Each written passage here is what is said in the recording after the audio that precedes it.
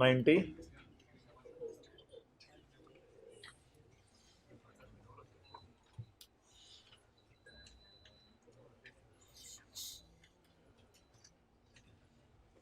मरहबा। अच्छा, chapter sales tax निकालें, chapter 20।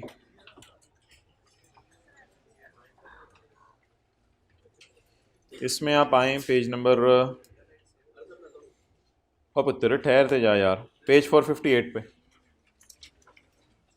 भाईजान पेज 458 के एंड पे एक डब्बा बना हुआ है, डब्बा, उस डब्बे को देखना है।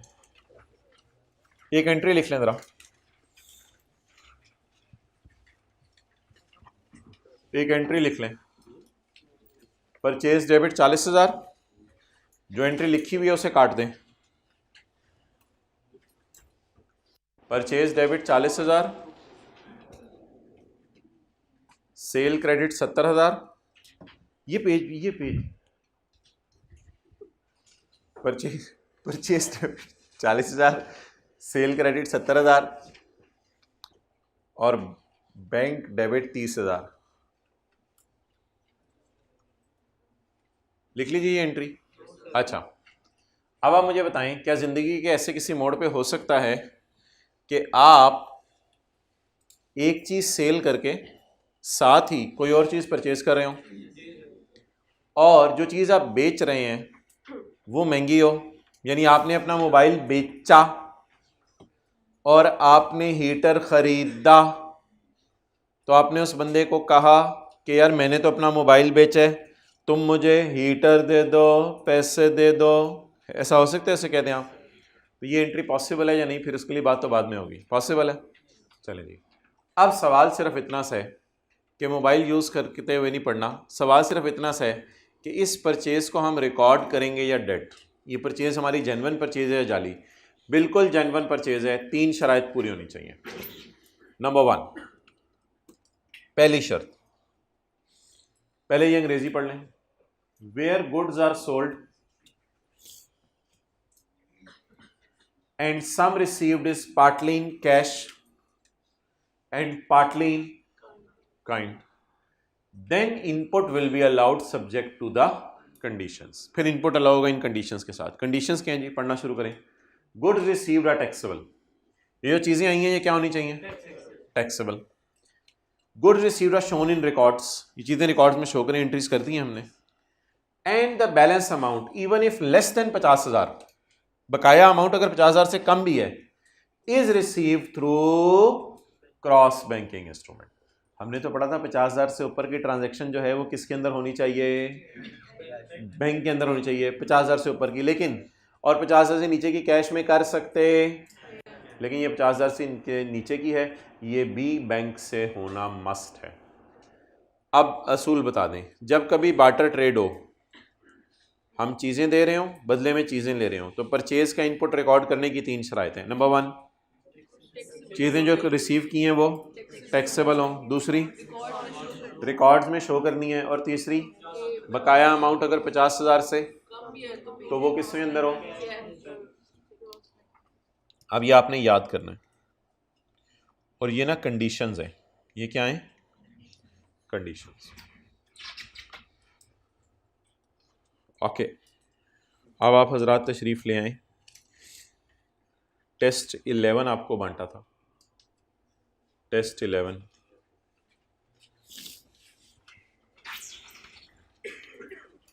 वो कुर्सी पकड़ना।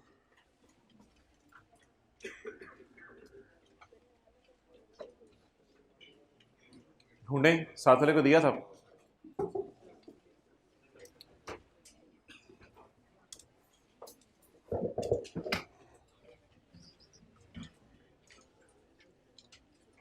ओके, कितने लोगों के पास है? हाथ खड़ा करें। वेल डन, इसका मतलब है बांटा हुआ।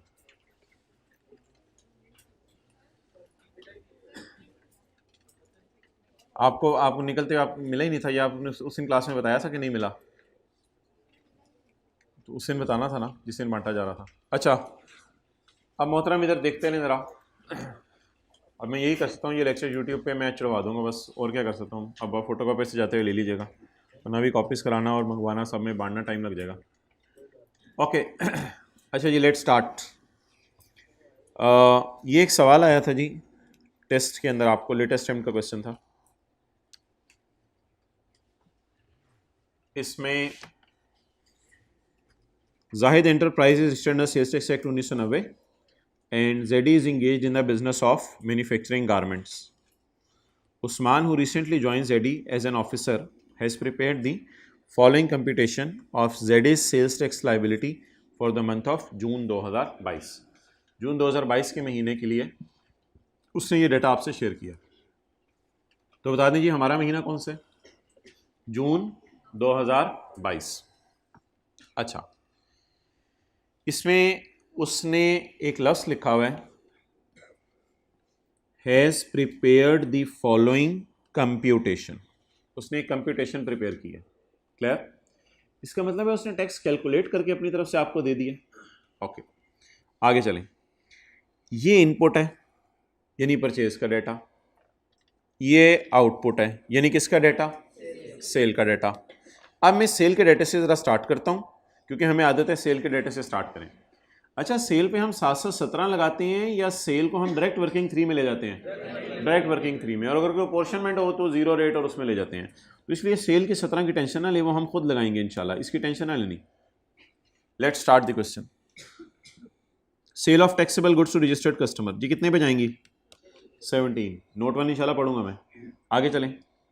Cell of taxable goods to unregistered 17 जमा 3। ओके, तीसरी एडजस्टमेंट पढ़ें जी। क्रेडिट नोट डेटेड, पहले अगली पढ़ लें आसान सी। Goods were drawn by owner during June. Owner घर ले गया चीजें, अगर घर ना लेके जाता तो सेल करता। Putting goods to private use is called as sale supply. ये कितने परसेंट?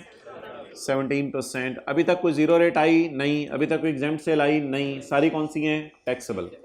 डन। ओके, अगली चीज जी, ये एडजस्टमेंट आप जरा मेरे साथ अब पढ़ें। मुझे बताएं क्रेडिट नोट का लफ्ज़ पढ़ के आगे पढ़े बगैर कि मैं सेलर हूं या बायर हूं। ओ भाई, आउटपुट लिखा हुआ है ऊपर, तो मैं कौन हूं? सेलर। बस, तो आउटपुट का लफ्ज़ पढ़ के बताएं, एम आई सेलर और एम आई बायर? मैं सेलर हूं। सेलर कौन कौन से क्रेडिट नोट इशू करता है? आ जाए। सेलर कौन कौन से क्रेडिट नोट इशू करता है?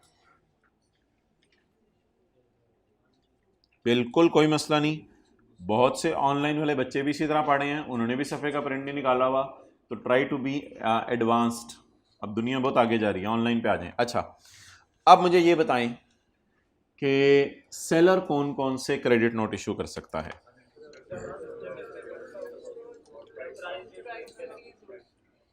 सेलर कौन कौन से क्रेडिट नोट इशू कर सकता है?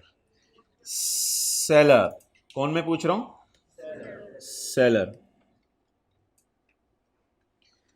अच्छा, डेबिट या क्रेडिट आपको पता है आपने कैसे देखना होता है? आपने डेटर का लफ्ज़ ढूंढना होता है। मुझे बताएं सेलर कौन कौन से क्रेडिट नोट इशू कर सकते हैं? एक ये वाला और एक ये वाला। अगला सवाल, सेलर ये दो क्रेडिट नोट इशू कर सकते हैं, तो या सिनेरियो 2 है या सिनेरियो 4। पहला सवाल मेरा ये हो गया। दूसरा सवाल आपसे, अगर सेलर ये दो क्रेडिट नोट इशू कर सकते हैं या दोनों में से कोई कर सकता है, इससे गवर्नमेंट को फायदा होगा या नुकसान होगा? ये पता है कैसे देखना है? ये आपने डेटर के लफ्ज को नहीं देखना। क्रेडिट नोट का मतलब क्या है? Debtor credit. ये क्रेडिट नोट का मतलब डेटर क्रेडिट। अब हम गवर्नमेंट को फायदा हो रहा है या नुकसान हो रहा है, it has nothing to do with debtor. अब डेबिट साइड पे आ जाए।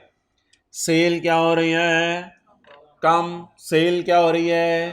कम। अल्लाह का शुक्र है दोनों सिनेरियो में सेल कम हो रही है, तो गवर्नमेंट को नुकसान, गवर्नमेंट को।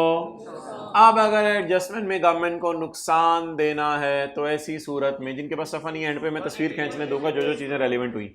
अगर गवर्नमेंट को नुकसान देने तो कितने दिनों में देने? 180 डेज में। तो हमारे पास सिर्फ 180 दिन है गवर्नमेंट को नुकसान। आ जाओ आगे आ जाओ। हमारे पास सिर्फ 180 दिन है गवर्नमेंट को नुकसान देने के लिए। अच्छा, दिन कितने आते हैं? चलिए पहले मैं लिखता हूँ गवर्नमेंट को नुकसान, ताकि घर जाके जब आप तस्वीर खींच के चीज़ें कंपेयर करें तो आपको याद आ जाए। गवर्नमेंट को क्या हो रहा है जी? नुकसान। अब मुझे ये याद पड़ता है हमारा महीना कौन सा रे? 15 जून में खड़े हैं। और कस्टमर को हमने सेल कब की थी? 1 दिसंबर। मेरे ख्याल से हम कोई ऐसी सी चीज बनाते थे क्लास में डेबिट क्रेडिट नोट के लिए, याद आवे? दिसंबर, जनवरी, फरवरी, मार्च, अप्रैल, मई, जून। जून में याद आया, बल्कि एग्जैक्टली अगर मैं बोलूं तो 15 जून को याद आया कि मैंने कस्टमर को क्रेडिट नोट इशू करना है। अब मुझे बता दें कि मैंने इनवॉइस कब बनाई थी? 1 दिसंबर। तो 1 से गिनूं या 2 से गिनना शुरू करूं? 2 से।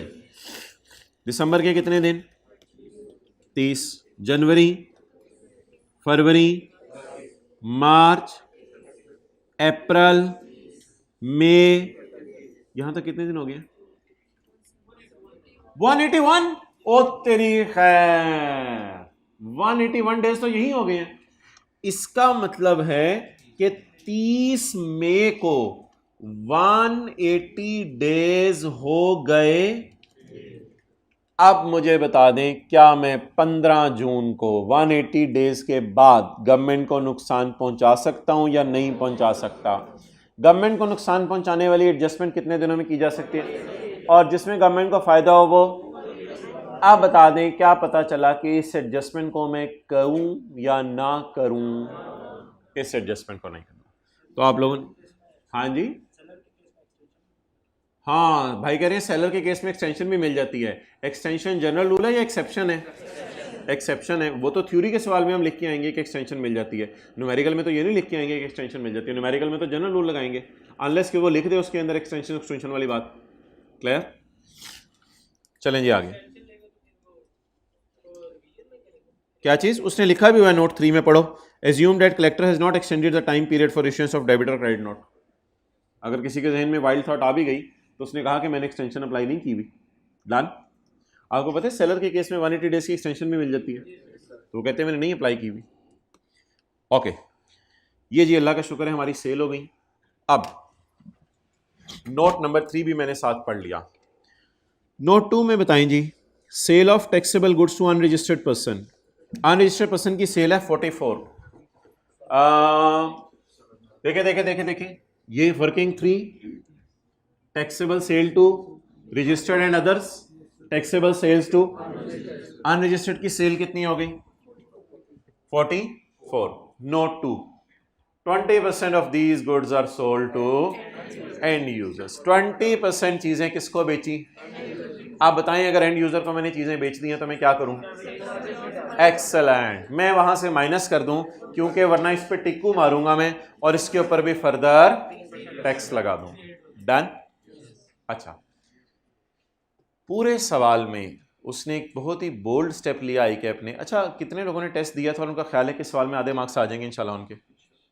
अच्छा, पूरे सवाल में सिर्फ एक एडजस्टमेंट उसने डाली है, that is out of syllabus. मैंने ये इसलिए डाल दी कि पेपर में आपके भी इस दफा को इस तरह की एडजस्टमेंट आनी है, इसलिए मैंने ये यहाँ पर डाल दी है। तो पूरे सवाल में सिर्फ उसने एक एडजस्टमेंट डाली है, that is out of syllabus. वो क्या एडजस्टमेंट है? उसके लिए मुझे अनलकीली आपको किताब का एक सफ़ा खुलवाना पड़ेगा जो हमने क्लास में शायद तकरीबन ज़िंदगी में कभी भी नहीं खोला। दैट इज 3rd शेड्यूल वाला पेज, पेज 469। ये सफ़ा एक दफ़ा हमने खोला था जिसमें हमने कहा था कि 3rd शेड्यूल वाली चीज़ों पे 17% टैक्स लगेगा रिटेल प्राइस के ऊपर। ये याद है? इस सफ़े पर एग्जेम्प्ट सेल का भी एक शेड्यूल दिया हुआ है जिसका नाम 6th है, और इस सफ़े पर जीरो रेट सेल का भी एक शेड्यूल दिया हुआ है जिसका नाम, ये कितने लोगों को याद है कि zero rate cell 5th schedule में आती हैं? ये सेक्शन 4 में लिखा हुआ था, मैंने कहा था इस लफ्ज़ को याद करें। और 6th शेड्यूल में एग्जेम्प्ट सेल आती है। एग्जेम्प्ट सेल में लाइव एनिमल बेचना, फिश बेचना, एग्स बेचना, छोटे पर कंप्यूटर सॉफ्टवेयर बेचना, ये चीज़ें याद करना आपके सिलेबस में नहीं है। अब आई कैप बेचारे ने पंगा लिया, ये चीज़ ये फाइनल में टेस्ट होती है, sale of raw material for further manufacturing of goods in export processing zone, इसको डालते हैं जीरो रेट में। इसे किसे डालते हैं? तो ये पूरे पेपर में एक वाहिद ऐसी एडजस्टमेंट थी जो इसको टेस्ट नहीं करनी चाहिए थी। द रीजन इज कि 5th शेड्यूल याद करना is out of your scope, ये आपके स्कोप से बाहर की चीज़ है। फिर तो आप ये भी याद करेंगे sale to diplomat, sale to privilege person, पता नहीं क्या क्या चीज़ें, ये चीज़ें तो नहीं हम याद कर सकते। तो इसलिए मेरे ख्याल से ये एडजस्टमेंट उसे पूछनी नहीं चाहिए थी, लेकिन उसने पूछ ली तो मैं डिस्कस कर लेता हूँ, लेकिन कोई इतनी इंपॉर्टेंट चीज़ नहीं है। अच्छा, एक इलाका है पाकिस्तान में, that is called as export processing zone. उसको अगर आप चीज़ें बेचें, पेपर में कुछ लाइनें आएंगी, वन बाय वन मैं लाइनें बोलने लगा हूँ। पेपर में एक लाइन आएगी जो हमने पिछली किसी क्लास में पढ़ी थी, सेल टू एक्सपोर्टर, एक ये लाइन आएगी पेपर में। इस सेल को मैंने कहा था कहाँ डालने, 17%। क्यों इस सेल को 17% में डालने? इसलिए सेल को 17% में डालने क्योंकि ये सेल जो है वो एक्सपोर्टर को हो रही है, और एक्सपोर्टर की सेल आगे जीरो रेट होगी, ना कि मेरी सेल। और अल्लाह का शुक्र है आज भी मैं उसी बात पे कायम हूं। पेपर में आ गया लफ्ज़ सेल टू एक्सपोर्टर, तो डाल दीजिएगा सेल टू एक्सपोर्टर को 17% में। एक और लाइन एक क्लास में पढ़ी थी, sale to retailers who are registered in export processing zone. Sale to retailers who are there in export processing zone. ये एक्सपोर्ट प्रोसेसिंग जोन एक सियालकोट में इलाका है, उनको आपने चीजें बेची ताकि वो एज इट इज बेच दें, तो उनकी सेल जीरो रेट है। मैंने कहा था हमारी सेल जीरो रेट नहीं है। तो अगर ऐसा लफ्ज आ जाए पेपर में, sale to exporter who are retailers in export processing zone, तो ऐसी सूरत में उनकी सेल जीरो रेट है, हमारी सेल जीरो रेट नहीं है। तो इस सेल को भी 17% में डालिएगा। एक तीसरी लाइन जो मैं आज पढ़ाने लगा हूं आपको और आज बताने लगा हूं, sale of raw material for further manufacturing and this sale is made by us to export processing zone. अब शायद लॉ मेकर इसलिए थोड़ा सा ठंडा हो रहा है, वो कहते हैं आप तो एक्सपोर्टर को डायरेक्ट रॉ मटेरियल देके हेल्प कर रहे हो और वो आगे चीजें एक्सपोर्ट करेगा, तो ऐसे एक्सपोर्टर्स के केस में आप तो स्टिल लोकल सेल कर रहे हो, it is local sale in Pakistan. Feel करें, sale of raw material for manufacturing of goods in export zone, export zone is in Pakistan. तो आप एक्सपोर्ट जोन वाले को अगर चीजें बेचें तो आपकी सेल स्टिल लोकल है, उसकी सेल क्या होगी। लेकिन अगर पेपर में कहते हैं आप रॉ मटेरियल उसको बेच रहे हैं, या कोई ऐसा लफ्ज आ जाए कि उसने आगे इस पे और मैन्युफैक्चरिंग करनी है, तो ऐसी सूरत में हुकूमत खुश होती है फैक्ट्रीज को और सबको कि आप फैक्ट्रीज को चीज़ें बेच रहे हो, टाइम पे उनको सामान प्रोवाइड कर रहे हो ताकि वो चीज़ें बना के बाहर के मुल्कों में बेचें।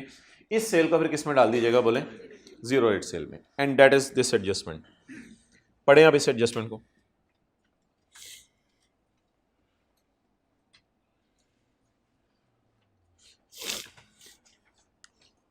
Cell to register person 17%। इसमें देखिए जी, it includes, dot one, it includes, include के लफ्ज को हाईलाइट कर लेते थे ना, it includes goods of 50 million sold to export processing zone.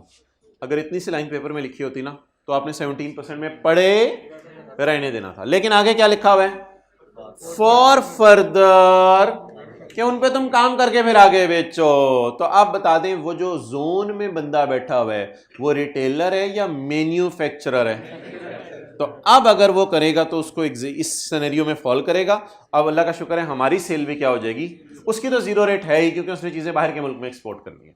तो अगर इतनी सी लाइन लिखी होती, सॉरी, अगर इतनी सी लाइन लिखी होती तो जैसे पिछली क्लासों में पढ़े इसको कहां डालते, 17%, लेकिन आप इसको कहां डालेंगे, जीरो रेट। अब क्या करेंगे, 180 पकड़ेंगे, इसमें से माइनस करेंगे 50। सॉल्यूशन में देखें,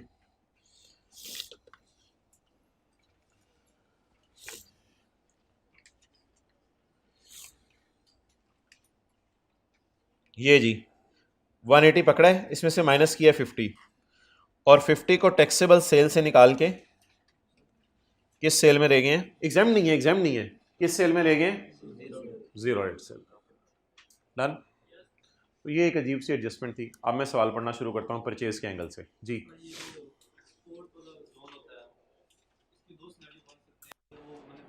अगर वो रिटेलर है और हम उसको चीज़ें बेच दें तो ऐसी सूरत में 17%, और अगर वो रिटेलर नहीं है, वो एक मैन्युफैक्चरर है, तो फिर जो है हम उसको चीज़ें नहीं बेच रहे होंगे बल्कि रॉ मटेरियल बेच रहे होंगे, तो फिर वो हमारे लिए भी जीरो रेट हो जाएगी। ओके, चलें ये परचेज के एंगल से चीज़ों को पढ़ना शुरू करें।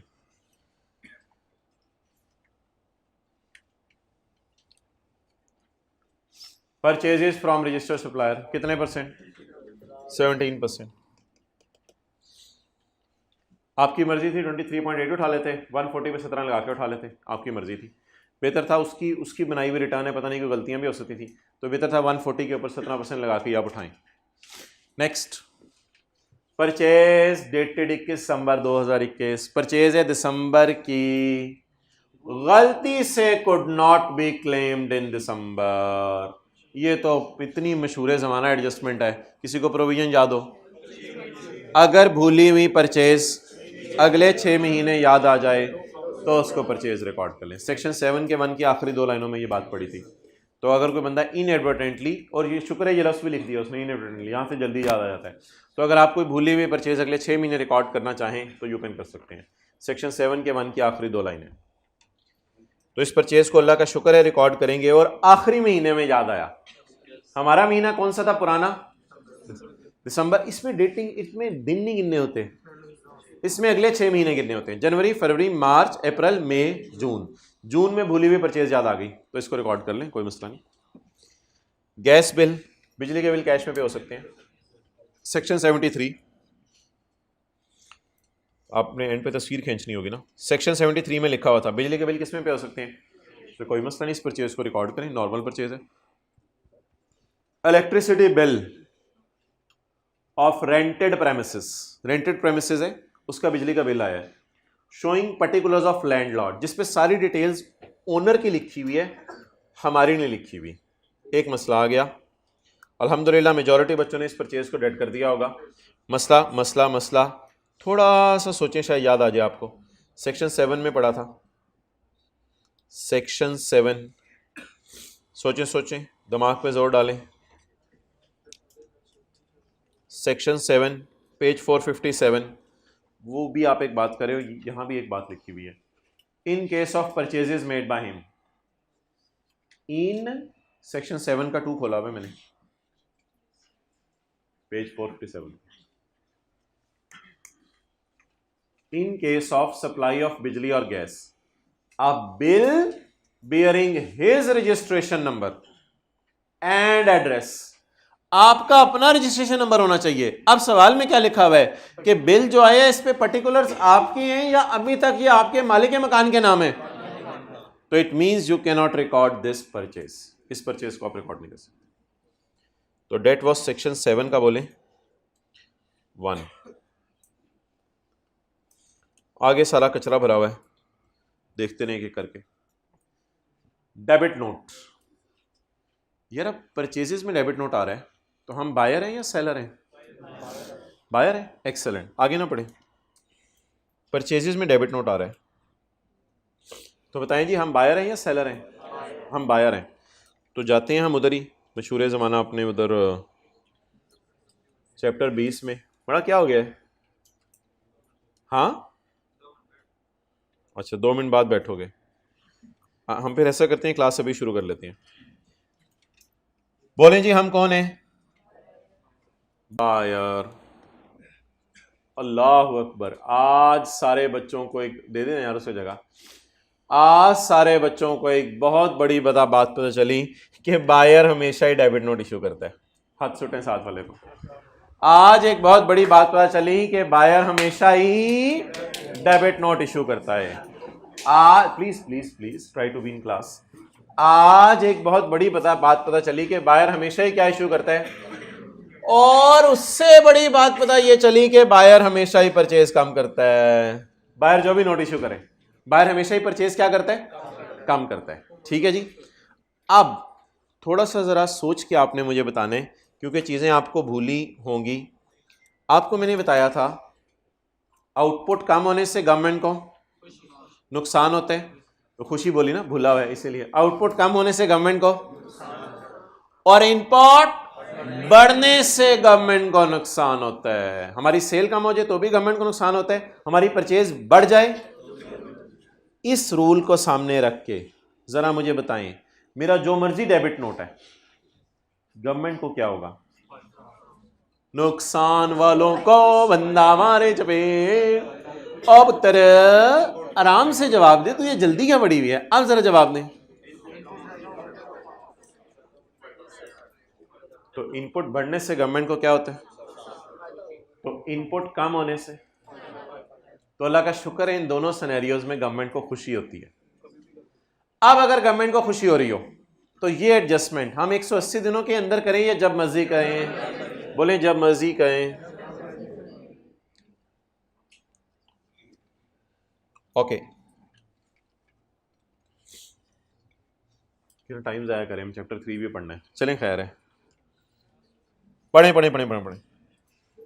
डेबिट नोट डेटेड और डेटों को छोड़ माय बड़ी, डेटों को छोड़। डेटें तो तब देखते हैं जब गवर्नमेंट को क्या पहुंचा रहे हो? नुकसान। डेबिट नोट डेटेड, वैसे तो फर्क भी कुछ ज़्यादा नहीं है, मार्च अप्रैल मई जून 2-3 महीने हैं दरमियान में। Debit note issue to a supplier, क्योंकि हम बायर है ना, तो हमने सप्लायर को डेबिट नोट इशू किया है for sale against which invoice was issued on 31 मार्च। तो आप बता दें, क्या मैं दिन गिनूं? दिन गिनने की जरूरत नहीं है। गवर्नमेंट को क्या पहुंचाने? फायदा पहुंचाने, नुकसान? फायदा पहुंचाने। अब अगर गवर्नमेंट को फायदा पहुंचाना है तो क्या ये एडजस्टमेंट की जा सकती है बाद में भी या नहीं की जा सकती? बात दूर की बात है, अभी तो 180 दिन ही नहीं गुजरे, तो ये एडजस्टमेंट फिर भी की जा सकती है। गवर्नमेंट को यहां फायदा दिया जा रहा है, जब मर्जी करो ये एडजस्टमेंट। अब अगला सवाल मेरा है, इस एडजस्टमेंट को करना कैसे है?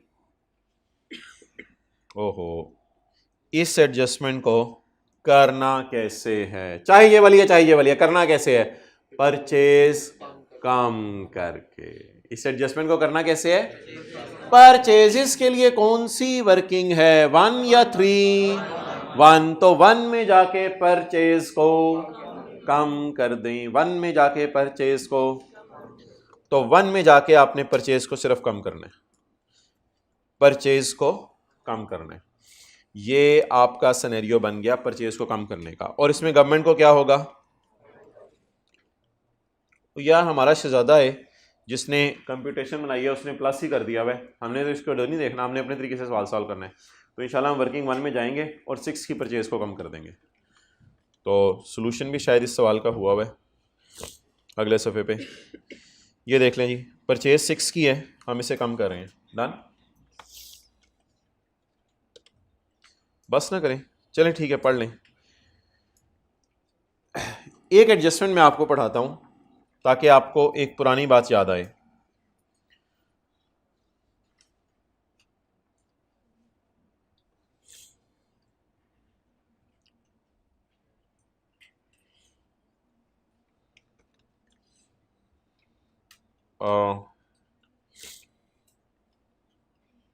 हमने पढ़ा था पेज 491 पे, जो क्वेश्चन हमने 5-6 किए थे ना क्लास में, उसमें क्वेश्चन नंबर 4 में हमने पढ़ा था कि 10 फरवरी को हमने लिक्विड नाइट्रोजन परचेज किया उधार के ऊपर, और इसकी पेमेंट हमने 15 अगस्त को कर दिया। तो मैंने आपको बताया था कि क्रेडिटर को 180 दिन में पेमेंट कर देनी चाहिए। अगर आप क्रेडिटर को 180 दिन में पेमेंट ना करें तो आप क्या बन जाते हैं? मुजरिम। तो अब ये 180 दिन वो हैं जो क्रेडिटर को पेमेंट करनी होती है। कल मुझे याद कराइएगा, हमारे लॉ में 2 जगह 180 दिन लिखे हुए हैं, 1 जगह 6 महीने लिखे हुए हैं। इन तीनों के अंदर फ़र्क ज़रा रिवाइज कर लेंगे, और ये फ़र्क अच्छी तरह पता चल जाता है जब आखिरी दिनों में आप रिवीजन करते हैं। अभी कुछ चीज़ें ज़ाहिर बातें ध्यान में नहीं आ रही होती। तो क्रेडिटर को कितने दिनों में पेमेंट होनी चाहिए? 180 दिनों में। अब ज़रा देखते हैं इस सवाल में क्या हुआ।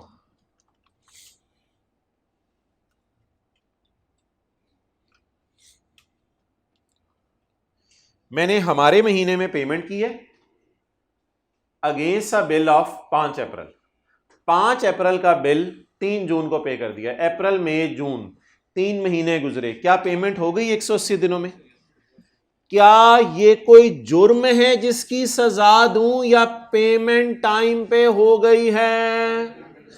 इसका मतलब है payment in 180 days, so no problem. इस परचेज को उल्टाना था या इग्नोर करना था? इग्नोर करना था। उल्टाने का मतलब है सजा देना। क्या सजा देनी थी कि तुमने 180 दिन में पेमेंट नहीं की, या कहना था अच्छा किया तुमने 180 दिन में पे कर दिया, हमें कोई मसला नहीं, अच्छा किया तुमने 180 दिन में पे। और वो जो मैंने सवाल किया था, उस सवाल के अंदर क्या था, इधर मैं लिख भी देता हूं। ये कौन सा क्वेश्चन था? Question number 4, page number 491, adjustment number 7, V double I लिखा हुआ है उधर, ये 7 लिखा हुआ है, 7 लिखा हुआ है, तो ये मैं इंशाल्लाह एंड पे आपको तस्वीर खींचने का मौका दूंगा। Adjustment number 7। तो उधर 180 दिन बाद पेमेंट हो रही थी इसलिए हम सजा दे रहे थे, इधर पेमेंट 180 दिन के इसलिए हम सजा नहीं दे रहे। अच्छा, एक और खुशखबरी सुने, कुछ ऐसी एडजस्टमेंट्स आती हैं पेपर में जो आपको समझ ना आ रही हो। कुछ लोग उनको डैश डाल के लिखाते हैं और कुछ लोग प्लस या माइनस करके लिखाते हैं, तुक्का किसी ना किसी का तो चलेगा। और अगली खुशी की खबर यह है कि आपने बस करके आनी है। हाँ, कुछ लोग ऐसे होते हैं जिनको समझ एडजस्टमेंट नहीं आ रही होती, ना वो डैश डाल के लिख के आते हैं ना वो प्लस या माइनस करके लिख के आते हैं, यार मैंने तो छोड़ ही दी, तो इसका तुक्का भी नहीं लगेगा। तो प्लीज़ जो एडजस्टमेंट कभी ऐसा हो, समझ ना आ रही हो या याद ना आ रही हो, भूलियो, कुछ ना कुछ करके आ जाए। वैसे भी आधे मार्क्स लेने होते हैं, आधे तो इजीली आ रहे थे इसमें। आगे, पेमेंट ऑफ सूबे का sales tax at the rate of 13% against transporter invoice dated 17 June. हमने पे किए ट्रांसपोर्टर को कोई पैसे for supplying goods to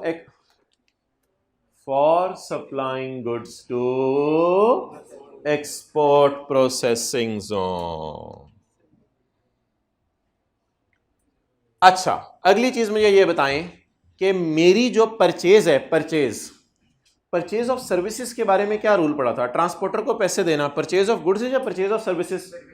purchase of services. एक और इंडिकेशन मैंने आपको बताया हुआ, जो सूबे को टैक्स दिया जाता है वो सर्विसेज की परचेज पे होता है। सर्विसेज की परचेज हमारे सिलेबस में नहीं है, इसका रेट अगर उसने 13% लगा दिया तो वेल इन गुड, कोई मसला नहीं। सर्विसेज की परचेज के बारे में जिस दिन हमने पहला न्यूमेरिकल शुरू किया था, उस दिन मैंने आपको बताया था सर्विसेज की परचेज के ऊपर हमेशा इनपुट रिकॉर्ड कीजिएगा, अनलेस के सवाल कह दे कि सूबे की गवर्नमेंट ने मना किया हुआ सर्विसेज की परचेज रिकॉर्ड करना। यह बात कितने लोगों को याद है? जरा हाथ खड़ा करके बताएं। मैंने जिस दिन सवाल कराने शुरू किए थे ना, तो उस दिन एक डायग्राम बनवाई थी जिसमें मैंने मशीन की परचेज और फिक्स्ड एसेट की परचेज लिखी थी और बाकी परचेज लिखी थी, बिजली की परचेज लिखी थी, काफी सारी परचेजेस लिख के अगर मैं ढूंढूं, यार मुझे तो लगता है ये सवाल आपकी मेमोरी का टेस्ट था। काफी सारी चीजें रिवाइज होगी ना इसमें। पेज 489 नहीं, मैंने एक डायग्राम वहां बनाई थी, पेज 489 पे तो नहीं बनाई थी यार।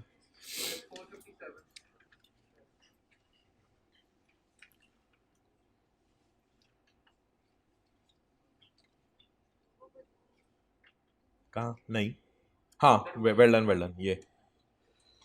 ये डायग्राम थी, आपको पढ़ाई थी मैंने, मैं होम ट्यूशन ही पढ़ाता। सर्विसेज, इफ क्वेश्चन से नॉट अलाउड देन एक क्वेश्चन साइलेंट तो 17% लगा देंगे। लेकिन अगर क्वेश्चन आगे बढ़ के ये कहते कि मैं लगा ही 13 रहा हूं सूबे की गवर्नमेंट, जो लग रहा है लगने, तो बस हमने उस पर एतराज नहीं करना। फिर अब आप मुझे बता दें, सर्विसेज की परचेज मैं रिकॉर्ड करूं या इग्नोर करूं? रिकॉर्ड करूं, लेकिन इस परचेज के साथ उसने क्या लिख दिया है? फॉर एक्सपोर्ट प्रोसेसिंग जोन, और हमारी एक ही सेल एक्सपोर्ट प्रोसेसिंग जोन में। इसलिए मोहतरम बताएं, बल्कि आप ना फरमाया करें, आप बताया ना करें, इसलिए बताएं ये परचेज मैं कहां ले जाऊंगा? वर्किंग 2.1 में। This purchase is for export तो ना कहें, this purchase is for zero rate sale. इसलिए मैंने वर्किंग 2.1 में सोल्यूशन में नहीं डाला इसको, मैंने डायरेक्ट ही यहां डाल दिया 1.04। चलेगा यहां?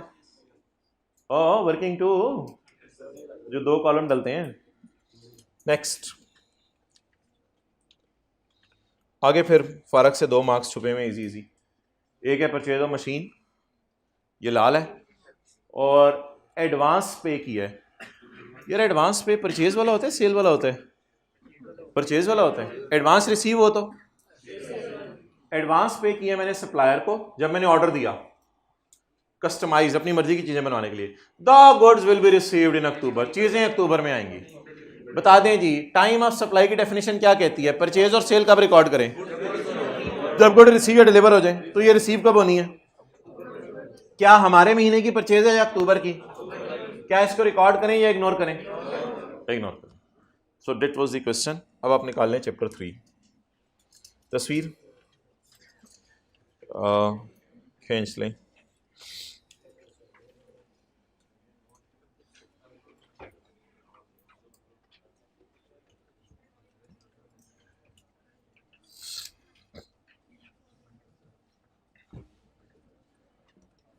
कैमरास को ऑन ही रखें ज़रा। इस तरह की तस्वीर का फ़ायदा नहीं, बहुत छोटी आएगी। ये चीज़ तो आपको मैंने बता दी है।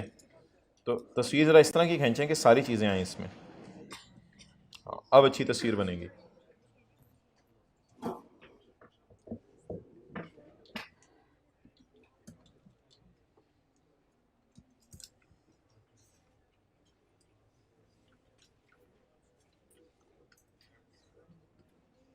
इस सवाल में एक और ब्यूटी थी, वो चीज़ें जो हमने मुख्तलिफ जगहों पे पढ़ी थी।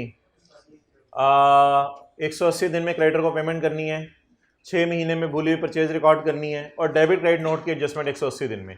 ये तीनों चीज़ें इसने इकट्ठी करके यहाँ डाल दी। तो that was a good revision as well. तो ये हमारी रिवीजन क्लास थी आज की।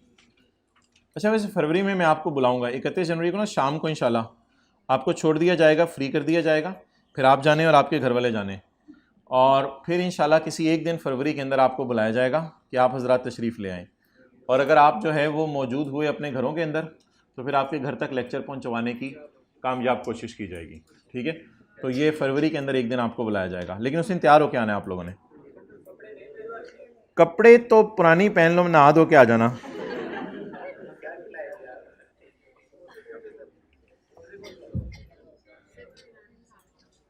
Guys, come on page 24. You Ajib guys, sitting with Ajib guy. Page 24.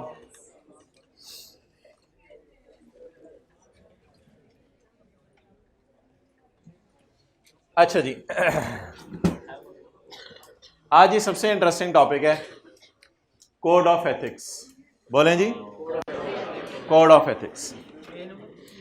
एक चार्टर्ड अकाउंट, पेज नंबर है अब नहीं मैंने बताना, पूरा सेशन में पेज नंबर बताता थक गया हूँ। अब अगले वालों को इंशाल्लाह अगली दफा से पेज नंबर। यार इधर आ, सीट को उठा के साइड पे कर। तू जाना यार। बड़ा समीउल्लाह, खड़े हो जाओ। केपीएमजी के बारे में क्या जानते हो आप? सुना हुआ आपने केपीएमजी? क्या ये एक सीए फर्म है? केपीएमजी क्या है? सीए फर्म है। अब चेहरे शरीफ आपने ऊपर ही रखने हैं। केपीएमजी एक सी, यार क्या आना जाना लगा हुआ है, हद होगी तो तू जो भी करने के बाद। अच्छा, केपीएमजी क्या है जी? एक सीए फर्म। लाल से लिखते हैं कि काले से तो नीचे भी लिखा हुआ है। और एक ऑर्गेनाइजेशन है जी पीटीसीएल। पीटीसीएल ने केपीएमजी को कहा कि आप हमारा ऑडिट कर दें। क्या कर दें? ऑडिट कर दें। क्या ये दांत निकालना है? क्या ये जूते साफ करना है? नहीं। फिर क्या होगा? कौन सी सर्विसेज देगा?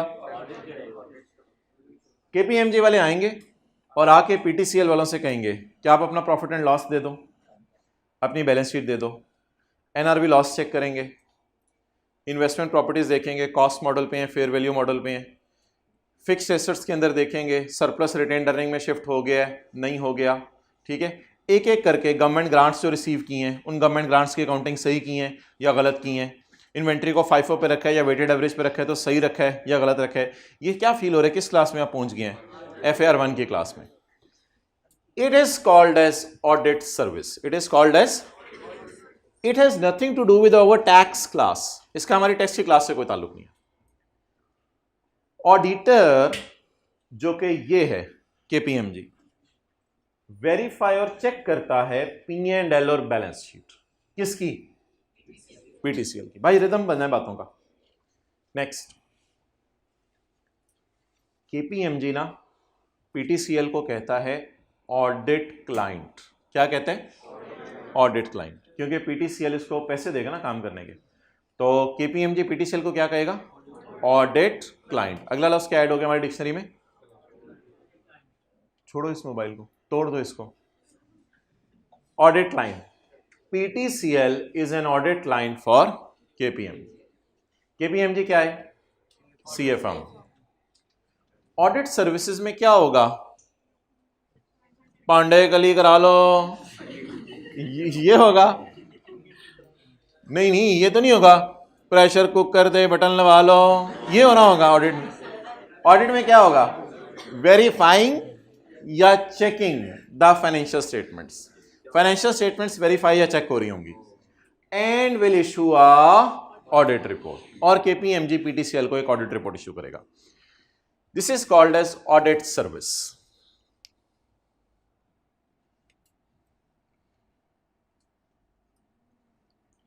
केपीएमजी और पीटीसीएल के दरमियान जब दोस्ती यारी बढ़ गई तो 3-4 साल बाद पीटीसीएल ने एक और रिक्वेस्ट की।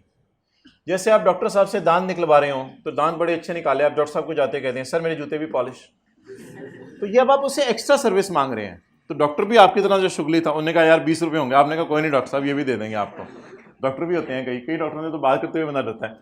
तो अब डॉक्टर भी जरा शुगर प्रोग्राम था, उसने कहा ठीक है यार 20 रुपये में कर देंगे यार, और बता चल छोटे पॉलिश लेके आ। तो आपको कर भी दिया उसने, आप तो उसके सही मुरीद हो गए। तो अब पीटीसीएल ने रिक्वेस्ट की केपीएमजी से कि मैंने दांत तो निकलवा लिया है, अब मेरे जूते भी पॉलिश कर दो, यानी अब तुम मुझे टैक्स भी कैलकुलेट करके दे दो। क्या कैलकुलेट करके दे दो? अब मैं तुमसे क्या सर्विसेज मांगने लगा हूं? टैक्स की सर्विसेज मांगने लगा। इसमें एक काम आसान है और एक काम मुश्किल है ड्यूरिंग टैक्स सर्विस। एक काम पॉइंट 1 वाला आसान है और लिखें पॉइंट 2 वाला मुश्किल है।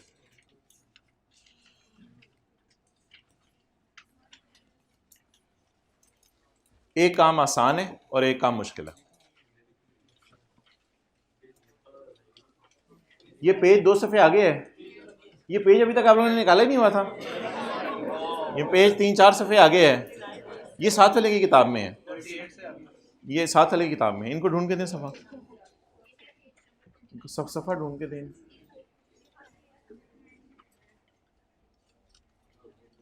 अल्हम्दुलिल्लाह, चलें इस सफ़े पे पहुंच गए। किताबों के अंदर ही सफ़े, तो ऑनलाइन वाले भी बेचारे मसले में होंगे। भाई पेज 29 के जो आगे सफ़ा है ना, जिस पे नंबर नहीं लगा हुआ, ये वो सफ़ा है। पूछ लिया करें ना। अच्छा इसलिए क्या आप पूछते नहीं?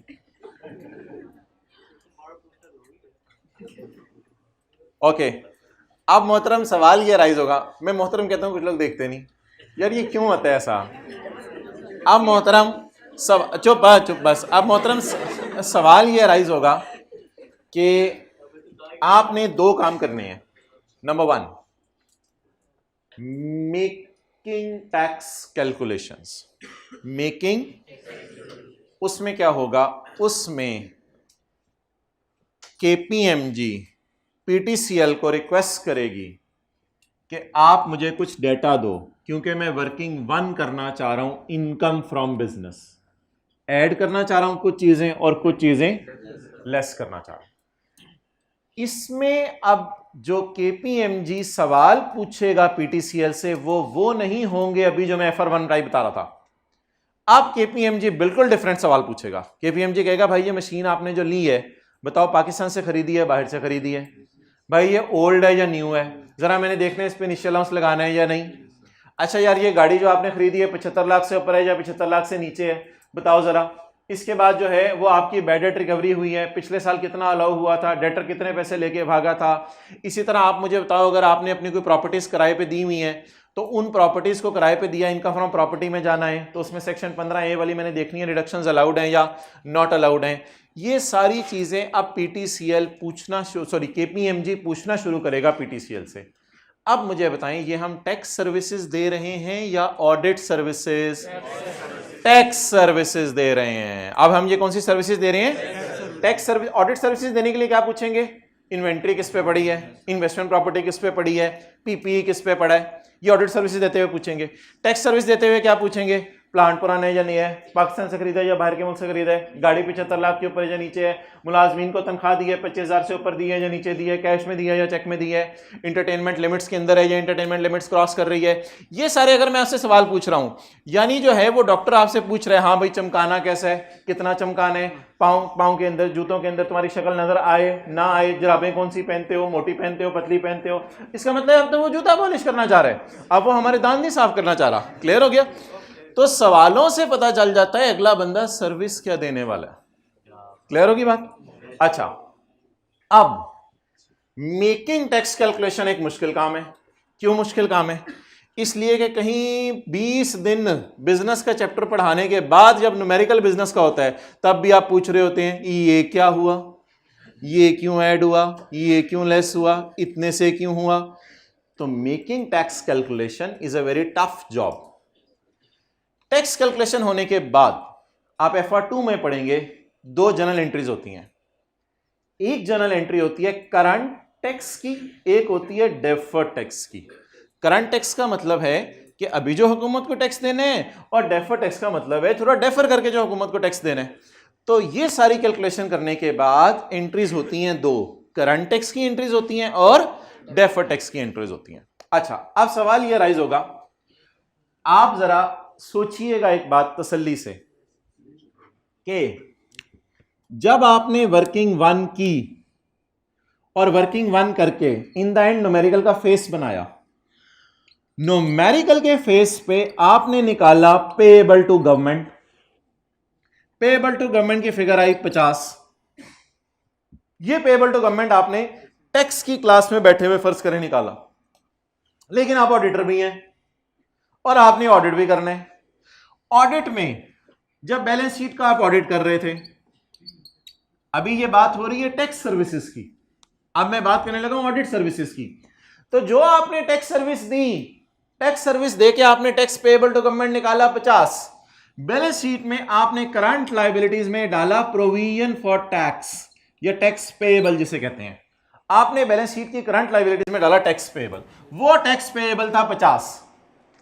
अब आप ऑडिट करते हुए ऑडिटर के तौर पे एक स्टेटमेंट देंगे, मैंने 50 चेक कर लिया है, और आपका अंदर कहेगा जो मैंने खुद ही निकाला था, जो मैंने खुद ही निकाला था, मैंने 50 चेक कर लिया है, तुम्हारा पेएबल बिल्कुल सही है, वो मैंने खुद ही निकाला था, 50 मैंने खुद ही निकाला।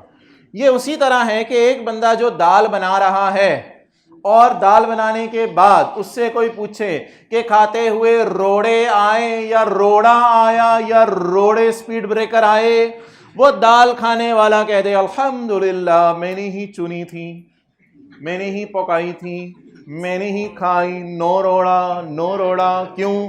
खा गया अंदर। लोगों का प्रेशर इतना होता है, रोड़े भी खाए जा रहे हैं। तो मुझे बता दें, दाल बनाने वाला, दाल चुनने वाला, रोड़े चुनने वाला अगर दाल को खा ले तो रोड़े भी क्यों खा रहे? रोड़े क्योंकि उसने खुद बनाई है। लोगों के सामने रोड़ा निकालेगा तो लोग रोड़ा लगाएंगे। क्लियर? आप बताएं, मैंने ही टैक्स निकाला, मैंने ही पेएबल निकाला, मैंने ही फिगर लिखी, और मैं ही कह रहा हूं अल्हम्दुलिल्लाह सुम्मा अल्हम्दुलिल्लाह, ये तो कमाल फिगर है। मुझे बता दें, ये खतरे की बात है कि नहीं? फौरन आईकेप के कोड ऑफ एथिक्स आगे बढ़े। रुक जाओ KPM जी, सोच लो। तुम तो मगरमच्छ के मुंह में हाथ डालने लगे हो। खुदा के लिए KPM जी को कहो, खुदा के लिए टैक्स मेरे से ना निकलवाएं। KPM जी को, सॉरी PTCL को, KPM जी खुदा के लिए PTCL की मिन्नतें जाके करो, मेरे से टैक्स ना निकलवाएं। अगर मेरे से तुम लोगों ने टैक्स निकलवा लिया तो मोबाइल इनका जरा बंद करवा दें। अगर तुमने मेरे से टैक्स निकलवा लिया तो वही टैक्स मैंने करंट लायबिलिटीज में शो करके उसी टैक्स के बारे में मैंने बाद में कहने कि ये टैक्स सही कैलकुलेट हुआ है। तो क्या ये खतरे की बात है KPM जी के लिए या नहीं? इस खतरे को आईकेप ने पकड़ा और उसके लिए क्या बनाए? Code of ethics. अच्छा, अगला काम क्या होगा कि क्या ये करने की इजाजत है या नहीं?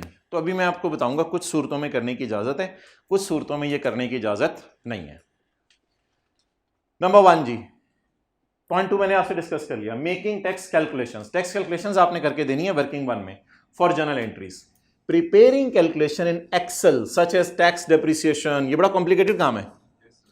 इस पे आमतौर पे बड़ी ऑर्गेनाइजेशन में 10-15 दिन लग जाते हैं। हम तो न्यूमेरिकल आप कहते हैं ना 40 मिनट में सर सॉल्व करवाएं, तो उधर आमतौर पे जो है वो 10-15 दिन लग जाते हैं। इस काम करने के बाद ने केपीएमजी ने एक और काम करना है, वो जरा आसान काम है, वो है प्रिपेयर टैक्स रिटर्न। वो हमने क्लास में कभी नहीं किया क्योंकि आसान है, वो हमने क्लास में कभी नहीं किया। वो ये होगा कि एफबीआर के वेबसाइट पे जाएंगे और पीटीसीएल का यूजर नेम पासवर्ड डालेंगे और पीटीसीएल का पोर्टल ओपन हो जाएगा, जैसे ऑनलाइन स्टूडेंट्स का पोर्टल ओपन होता है। अब केपीएमजी वाले वो सारी वर्किंग्स जो माइक्रोसॉफ्ट एक्सेल की शीट में हुई हुई हैं, उन सारी वर्किंग्स को उठा के रिटर्न में सिर्फ अपलोड कर देगा। आपने आईकेप में एडमिशन कराना हो या आपने कॉलेज में एडमिशन कराना हो तो तस्वीरें लेते, आईडी कार्ड, फॉर्म, ये सारी चीजें इकट्ठी करते करते टाइम लग जाता है। लेकिन जब ये सारी चीजें इकट्ठी हो जाती हैं तो फॉर्म फिल करने में 10-12 मिनट लगते हैं। So it is like form filling. Tax return बनाना मुश्किल काम नहीं है। आज तक हमने क्लास में कभी रिटर्न नहीं बनाई, हमने तो एफबीआर की कभी वेबसाइट नहीं खोली, तो रिटर्न बनाना दूर की बात है। रिटर्न बनाना इज वेरी इजी। इसमें आपने कॉपी पेस्ट करना होता है data from Excel to return, ठीक है। अब इन द एंड, पूरी क्लास के एंड पर मैं कंक्लूड ये करूंगा कि ये सर्विस आप किसी सूरत में दे सकते हैं, ये सर्विस आप हमेशा दे सकते हैं, सॉरी, ये वाली सर्विस आप हमेशा दे सकते हैं, लेकिन ये वाली सर्विस कभी आप दे दें कभी आप ना दें, वो डिपेंड करेगा सरकमस्टांसेस में। आप बता दीजिए tax services comprise of what, what and what. Tax services comprise of 3 things. Number 1, preparing tax return, that is a very easy task, ये बाद में होता है, पहले ये होगा। एंड मेकिंग टैक्स कैलकुलेशंस, और एक और तीसरा काम है टैक्स प्लानिंग सजेशंस देना।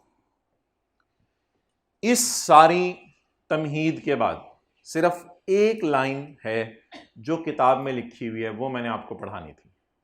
ये सारा सिर्फ कॉन्सेप्ट बिल्डिंग थी। एक लाइन किताब में आ रही थी, वो पढ़ाने के लिए हमने जो है वो आधा पौना घंटा लगा दिया है। वो लाइन क्या है वो पढ़िएगा।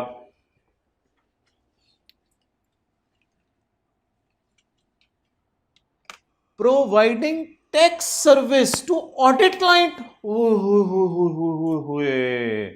सोच के करना के पीएमजी, फंस जाओगे। Providing tax service to audit client, यानी जिसका हम ऑडिट कर रहे हैं उसी को हो सोच के करना। इसको जरा ना 2-3 दफा बोलें। Providing tax service to audit client. तौबा तौबा तौबा तौबा तौबा तौबा, बिस्मिल्लाहिर्रहमानिर्रहीम। Providing tax service to audit client, ना ना ना ना ना, बहुत खतरे की बात है यार ये तो। प्रोवाइडिंग टैक्स निकाल के देना उसी को जिसका, that create a self review thread, that create a, आप अपने ही काम को रिव्यू कर रहे होंगे। आईकेप जाते हुए कहीं अपना पेपर खुद चेक कर लेना। Checking my paper on my own, no no no no no. अच्छा, ऐसी सूरत में सेल्फ रिव्यू क्यों है ये देखें। छड़ दे अज ते मोबाइल छड़ दे, ऐसी सूरत में आप अपना ही किया हुआ काम खुद रिव्यू कर रहे होंगे। It is called as self review. You will verify the current tax, you will verify the current tax payable figure in current liabilities of balance sheet. You will verify the current tax payable figure in current liabilities in balance sheet. आप इस figure को check कर रहे होंगे। The figure of current tax is calculated by you. The figure is calculated by you in making. आपने ये बनाई हुई है। बेटा आज कैसी बनाई आपने सब्जी? अम्मी मैंने बहुत अच्छी बनाई अम्मी, आप खा के तो देखें। बाद में अम्मी ने आपको कभी कहा ही नहीं बनाने को। अच्छा, कुछ लोग अजीब होते हैं कि तो इतना बुरा काम करके देते हैं, अगला कहे ही ना, ये ना किया करें। अच्छा, आइडिया दे रहे हैं। अच्छा, एडवोकेसी थ्रेट, बोले कौन सा थ्रेट जी? अगला काम क्या होगा? अगला काम ये होगा, मोबाइल तोड़ दिए जाएंगे जिसका अब नजर आया मुझे। अच्छा, अब एक होगा कौन सा थ्रेट बोले? Advocacy threat. समझ आ गया? एडवोकेसी ये होगा कि जब आप डॉक्टर से दांत भी निकलवा रहे, डॉक्टर से जूते पॉलिश भी करवा रहे, जब आप डॉक्टर के पास बार बार जा रहे तो यारी बन जाएगी। जब पीटीसीएल वाले केपीएमजी से ऑडिट भी करवा रहे, टैक्स भी करवा रहे तो यारी बन जाएगी। ऐसी सूरत में अगर कोई कोर्ट केस अराइज होगा अगेंस्ट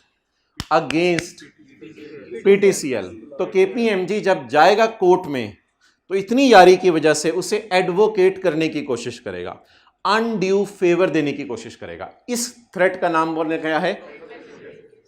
थ्रेट की उर्दू बताएं क्या है? खतरा।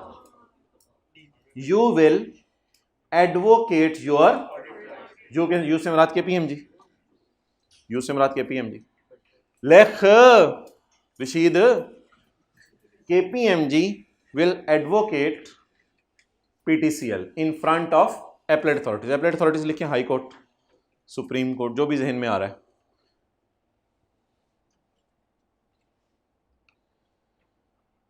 हमने कहा अब करें क्या यार, ये तो बड़ी खतरे की बात है। यानी अगर पीटीसीएल ने मुझे 15 लाख ऑडिट करने के पैसे देने हैं और मुझे 6 लाख टैक्स कैलकुलेट करने के पैसे देने हैं, तो अब पैसे तो आते मुझे नजर आ रहे हैं, तो मैं उससे इनकार कर दूं, ये काम पकड़ूं या ना पकड़ूं?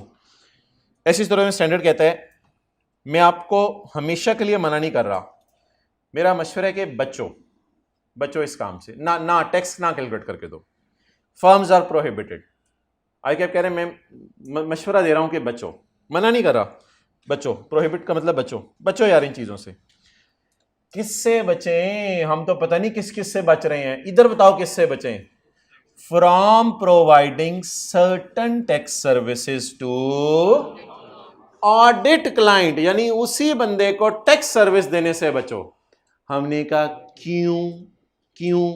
बिकॉज खतरा होता है थ्रेट, बिकॉज खतरा एहतियात बरत के भी कम नहीं हो सकता। कई दफा खतरा इतना ज्यादा होता है कि एहतियात बरत के भी कम।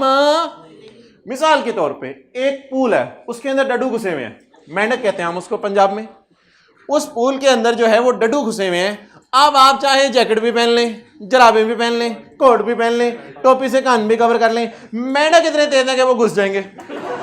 आप छलांग मारेंगे वो आपके अंदर घुस जाएंगे। तो ऐसी सूरत में मुझे बताएं, क्या खतरा इतना, मेंढक 200 अंदर और आप अकेले, आप बताएं क्या खतरा इतना ज्यादा है कि एहतियात बरत के भी खत्म नहीं हो रहा? कोरोना वार्ड में मास्क पहन के भी घुस जाए तो उसने इधर से घुस जाने।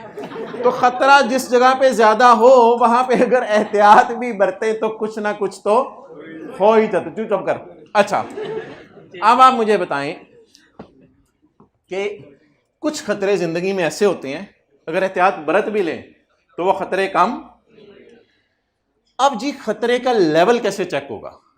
खतरे का लेवल ऐसे चेक होगा कि लास्ट टाइम मेंढकों ने पिछले बंदे के साथ क्या किया है, मेंढकों का तजर्बा कितना है, मेंढकों की बरादरी कौन सी है, मेंढकों का रंग कौन सा है, और आपके अंदर मेंढक को लड़ने की पावर कितनी है। इन सारी चीजों को सामने रख के ये डिसाइड होगा कि आप उस खतरे को किस हद तक बर्दाश्त कर सकते हैं। खतरे का भी आपको पता है लेवल होता है। खतरे का क्या होता है? खतरे का लेवल कैसे पता चलेगा? इसके लिए आपका लेवल होना चाहिए समझने वाला। खतरे का लेवल पता चलेगा कैरेक्टरिस्टिक्स ऑफ एंगेजमेंट, मंगनी कैरेक्टरिस्टिक्स ऑफ एंगेजमेंट, जो आपने इंगेज किया है काम करने के लिए, उसमें आपने क्या काम करके देना है। Expertise of employees of PTCL, PTCL के एम्प्लॉयज को कितनी जान पहचान है चीजों की। तीसरा, सिस्टम ऑफ एफबीआर, मुश्किल है या आसान है, और कितना बारीक बीन है हमारा लॉ। इन सारी चीजों से डिपेंड करेगा कि ये असाइनमेंट मैं पकड़ूं या ना पकड़ूं। मेरे ख्याल से अगर एफबीआर का सिस्टम आसान हो, पीटीसीएल के एम्प्लॉयज भी लर्नेड हो, तो आप ये सारी कैलकुलेशंस उनको करके दे दें, कोई ज़्यादा खतरे वाली बात नहीं है। खतरा क्योंकि काफ़ी कम है। लेकिन अगर खतरा ज़्यादा है खतरा ज्यादा या कम कैसे पता चलेगा? इन चीजों से, लेवल ऑफ थ्रेट। तो इन चीजों से खतरे की ज्यादती या कमी का आपको अंदाजा हो सकता है। डन। अब अगर आप इजाजत दें तो थोड़ा सा पढ़ लें आज। चलें किताब निकालें। अभी तो हम डायग्राम्स ही देख रहे थे। हाँ मेरे ख्याल से पकड़ा होगा वरना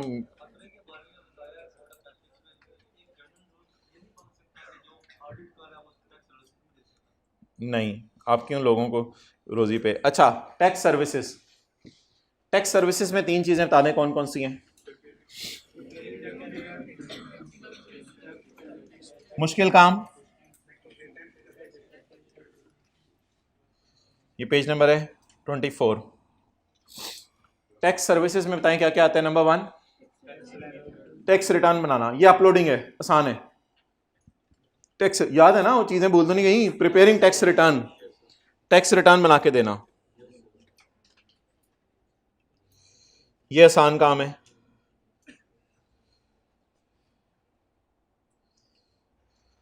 प्रिपेयरिंग टैक्स रिटर्न ये आसान काम है। मुश्किल काम मेकिंग टैक्स कैलकुलेशन फॉर और सजेस्टिंग टैक्स प्लानिंग को छोड़ें।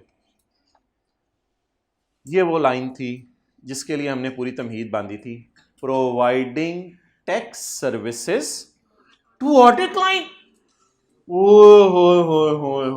माइट क्रिएट अ और advocacy.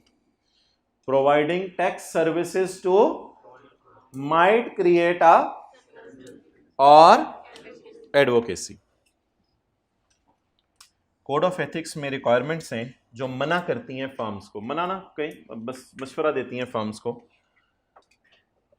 From providing certain tax services to audit clients in some circumstances because खतरा cannot be managed by applying एहतियात। खतरा मैनेज नहीं हो सकता एहतियात लगा के भी, खतरा ही बहुत ज्यादा है। बिकॉज लिखें, खतरा can not be managed by applying एहतियात। एहतियात लगा भी दें तो खतरा नहीं मैनेज होता।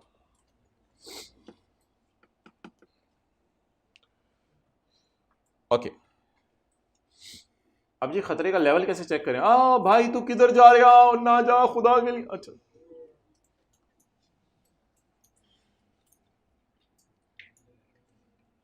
Level of threat, level of threat चिन्हमिन नहीं करनी उस क्लास में।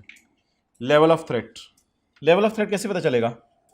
Factors for evaluating level of threat, characteristics of engagement number 1, number 2 tax expertise of client कौन है? पीटीसीएल के एम्प्लॉयज की बोले expertise. System by which FBR assess and administer the tax, और उसमें फर्म का role. Complexity of ITO, tax regime का मतलब income tax ordinance. Complexity of Pakistan का लॉ, इनसे पता चलेगा खतरा ज्यादा या कम है। अगर लॉ ज्यादा कॉम्प्लेक्स है तो खतरा ज्यादा है। अच्छा, हमारे लॉ में कहीं जजमेंट भी है? बिल्कुल, इंटरटेनमेंट अगर लिमिट्स क्रॉस कर जाए तो नॉट अलाउड होती है। तो अब लिमिट्स क्या हैं? ये जजमेंट है, ये जजमेंट है। तो हमारे लॉ में कई जगह जजमेंट भी आ जाती है। अकाउंटिंग की क्लास में तो जजमेंट इतनी ज्यादा है कि लुट है। प्रोविजन फॉर डाउटफुल डेट का रेट जजमेंट है, रिमेनिंग लाइफ एसेट की जजमेंट है। अकाउंटिंग की क्लास में तो रेजिडुअल वैल्यू जजमेंट है। अकाउंटिंग की क्लास में तो हजारों जजमेंट्स आप लगाते हैं। टैक्स में भी कई जजमेंट्स हैं। जहां जजमेंट लगाना ज्यादा हो वहां काम रिस्की हो जाता है। ओके, अब मोहतरम वो बात को कंक्लूड कर रहे हैं और कहते हैं अब मैं आपको रूल्स बताने लगा हूं। अब जी हेडिंग्स जो आ रही है ना, बताने लगे ये काम करने की इजाजत है या नहीं, और फिर बताने लगे ये काम करने की इजाजत है या नहीं। पहला, रिटर्न बना दें किसी को, बनी हुई इंफॉर्मेशन, ये इंफॉर्मेशन आप पीडब्ल्यूसी की फॉर्म से बनवा लें, यानी कि टैक्स कैलकुलेट पीडब्ल्यूसी से करवा लें, और पीडब्ल्यूसी वाले चले जाएं तो केपीएमजी वालों को कहीं यार जरा टाइम निकाल के ना सिस्टम पे अपलोड कर दो। ये वाला काम फिर आप केपीएमजी से करवा लें, कोई मसला ही नहीं। अब जरा हेडिंग पढ़िएगा अगली क्या है। टैक्स रिटर्न प्रेपरेशन या कैलकुलेशन नहीं, कैलकुलेशन नहीं, टैक्स रिटर्न।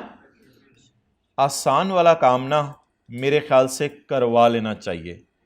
हाईलाइट कर सकते हैं आप, does not create a threat, ये हाईलाइट कर सकते हैं आप। बता दें जी किस काम में थ्रेट नहीं है, पहले वाले आसान वाले काम में या मुश्किल वाले काम में? आसान वाले काम में कोई थ्रेट नहीं है। वो किसी और से आप टैक्स निकलवा लें, वर्किंग वन वगैरह बिजनेस की करवा लें, उसको से सिस्टम में अपलोड करवाने अगर आपने केपीएमजी से तो वो करवाएं, केपीएमजी कर देगा, कोई मसला नहीं। अब ये जो 2 पैराज है नीचे, ये रीजंस बता रहे हैं।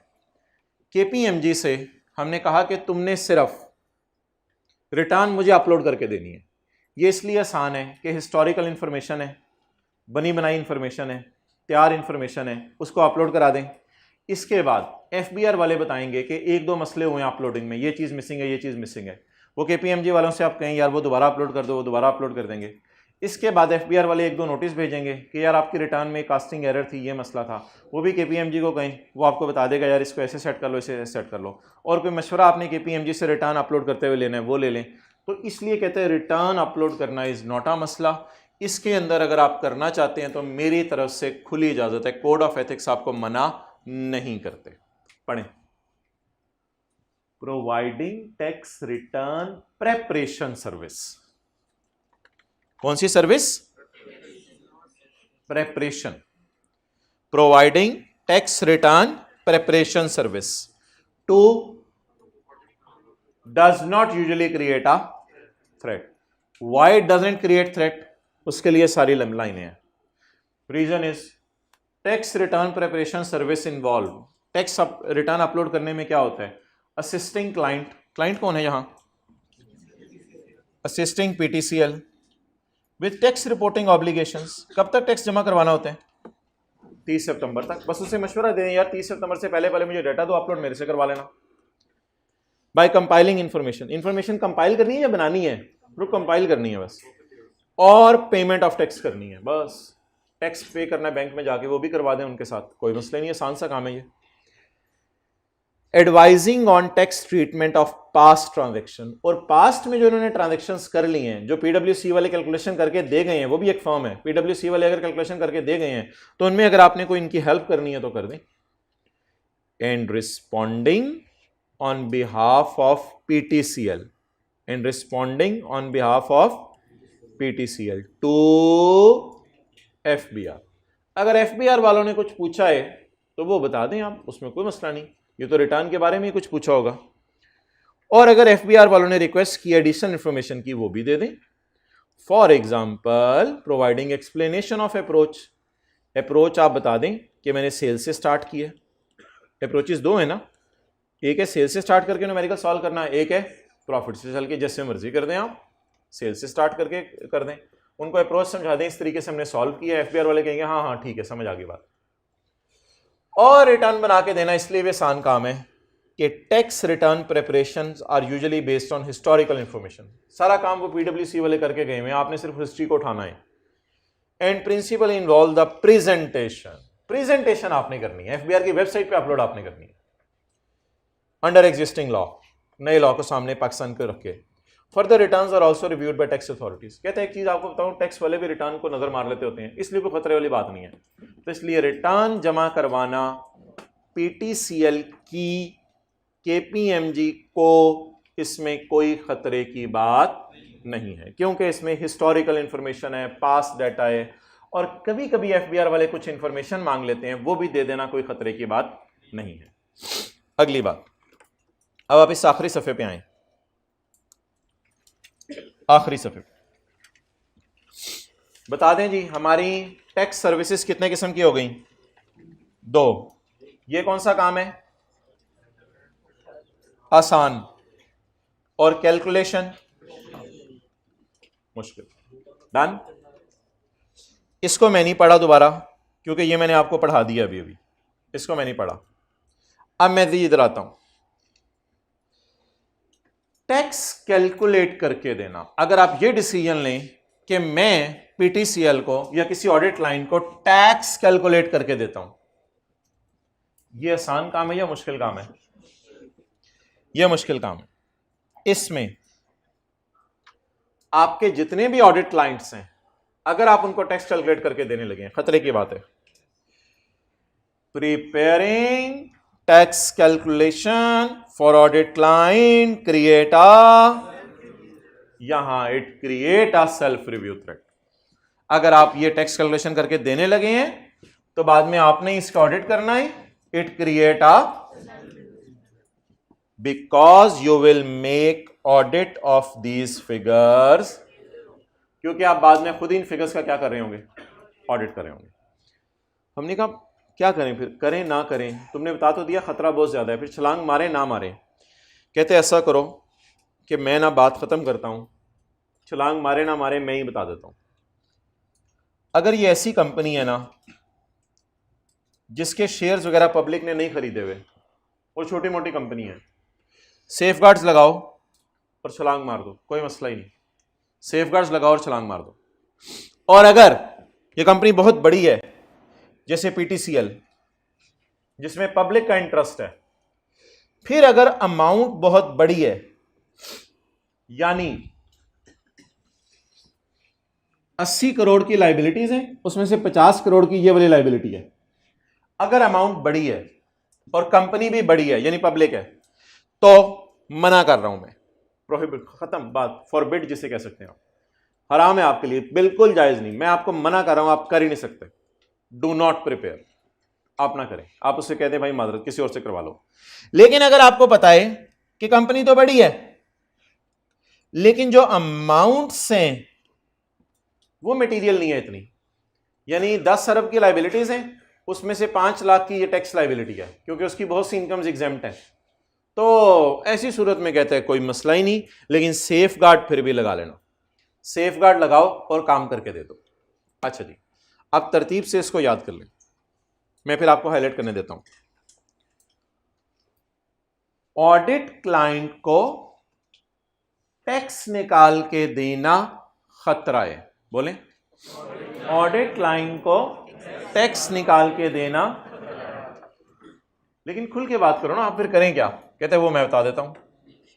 अगर ऑडिट क्लाइंट ऐसा है जिसमें पब्लिक का इंटरेस्ट नहीं है, जैसे हमारा कॉलेज है, इसमें पब्लिक का कोई इंटरेस्ट नहीं है, पब्लिक ने शेयर नहीं खरीदे हुए, अगर वो छोटा इदारा है तो आप सेफ गार्ड्स लगा के छलांग मार दो, कोई मसला नहीं।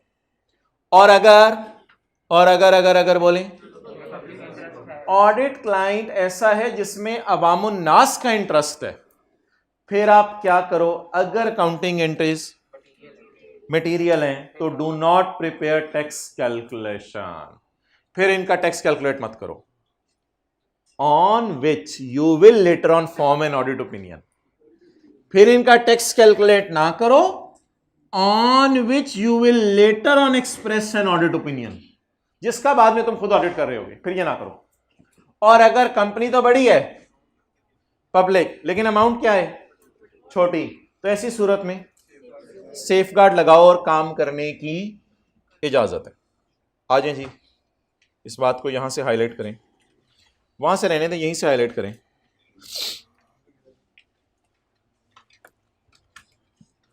देखते जाइएगा जरा,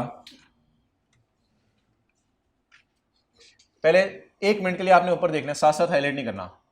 सारे के सारे ऑडिट क्लाइंट आपके जितने भी हैं छोटे बड़े कहते हैं मेरी, मुझे लग रहा है खतरा जरूर है, खतरा जरूर है, पहली बात मेरी खत्म होगी। जितने भी आपके ऑडिट क्लाइंट हैं उनमें से जो छोटे हैं उधर आप क्या करो, उधर लगा दो सेफ गार्ड, और जो ऑडिट क्लाइंट आपके बड़े हैं, जो ऑडिट क्लाइंट आपके, उनमें अगर वो क्यों नहीं मिल रहा मुझे दूसरी लाइन में, अगर वो मटेरियल है तो आप ऐसा करो शेल नॉट प्रिपेयर, और अगर वो इमटेरियल है तो सेफ गार्ड लगा दो। डन हो गया, नोट करें।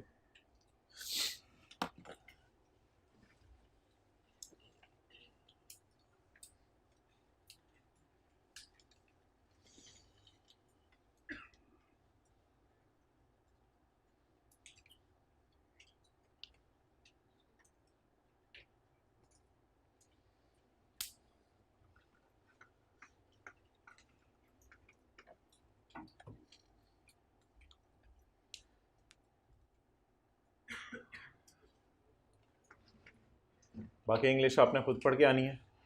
सेफ गार्ड्स में पढ़ा रहा हूँ, कल वाला सवाल करिए तो लॉसी के चैप्टर का क्वेश्चन नंबर 13 15। अच्छा, अब मोहतरम एक मज़े का बस आपने लतीफ़ा सुनना है और चले जाना है। सेफ गार्ड कैसे लगाएं? नहाते हुए। अच्छा इधर देखें, अच्छा बाद में हाईलाइट कर दीजिएगा, मैं आपको दिखा दूंगा। केपीएमजी के, ओ इधर देखना बबलू, केपीएमजी के दो ग्रुप हैं, ग्रुप ए, ग्रुप बी। एक का पार्टनर शौकत है, दूसरे का पार्टनर मौकत है। अच्छा, दो ग्रुप हैं केपीएमजी के, एक का पार्टनर शौकत, दूसरे का पार्टनर मौकत। अब ऑप्शन नंबर 1 ये है, शौकत ऑडिट कर ले और मौकत टैक्स कैलकुलेट कर ले, फिर तो मसला ही हल। फिर तो ये एक बहुत बड़ा सेफ गार्ड है। शौकत क्या कैलकुलेट करें, ऑडिट करें, और मौकत टैक्स सर्विसेज दे दे। ये दांत निकाल दे, ये जूते पॉलिश कर दे, फिर तो मसला ही कोई नहीं, फिर तो मसला ही हल हो गया। ऑप्शन 1 ये है, ये बेहतरीन ऑप्शन है। लेकिन एक दूसरी ऑप्शन भी है, शौकत ही टैक्स कैलकुलेट करे, शौकत ही ऑडिट करे। शौकत ही ऑडिट करे, शौकत ही टैक्स कैलकुलेट करे। ऐसी सूरत में आप मौकत से इसका रिव्यू करा लें। मौकत से सिर्फ क्या करवा लें, काम ना करवाएं, मौकत से इसको चेक करवा लें कि टैक्स मैंने सही निकाला या गलत निकाला। बल्कि इससे भी बेहतर एक काम करें, आप एक काम करें, आप अपने पुराने लंगोटिया यार को फोन करें, हेलो हाँ यार तेरा सीए हो गया, अच्छा आई जरा एक काम है। आप वो एक थर्ड पार्टी को बुलाएं, उस थर्ड पार्टी में 3 खसूसियात हैं, ना उसने ऑडिट किए, ना उसने टैक्स कैलकुलेट किया, ना उसने रिव्यू किया। ये तो अजीब जोकत बुलाया आपने, ये तो जोकत है ना, ये शौकत है ना ये मौकत है, तो फिर ये कौन है? तो जोकत को बुला लें और जोकत से बुला के क्या कहें कि तुम हमारा क्या कर दो, रिव्यू कर दो, ऑडिट नहीं, तुम हमारे काम को क्या कर दो, चेक कर दो। सेफ गार्ड, पहला सेफ गार्ड बताइए, पहला सेफ गार्ड बेहतरीन सेफ गार्ड, बेहतरीन सेफ गार्ड जी मार्केट में आया ताजा ताजा। शौकत से क्या कराएं और मौकत से अल्लाह अल्लाह खैर सल्ला। लेकिन अगर शौकती और शौकती तो मौकत से क्या करवा लें, रिव्यू। लेकिन इसमें एक और काम कर लें, क्या, जोकत को बुलाएं, जोकत को बुला के कहें ना तूने टैक्स निकाला, ना तूने ऑडिट किया, ना तूने रिव्यू किया, अब तू भी रिव्यू कर दे। अब इन दोनों का काम चेक हो जाएगा एक तरह का। पढ़ें जी safeguard. Using professionals, using soap, using professionals who are not audit team members, using professionals who are to perform the tax, audit अलग से टैक्स अलग से। दूसरी option, having an appropriate reviewer who was not involved, ना उसने tax review किया, ना उसने ऑडिट किया, ना उसने टैक्स निकाला, फिर इस बंदे को बुला लें। इंशाल्लाह यहीं से रिज्यूम करते हैं, कल दोबारा इसको एक दफ़ा पढ़ के आ जाएं। कल से फिर एक न्यूमेरिकल्स का ना ख़त्म होने वाला सिलसिला शुरू होने लगा अगले दिनों में।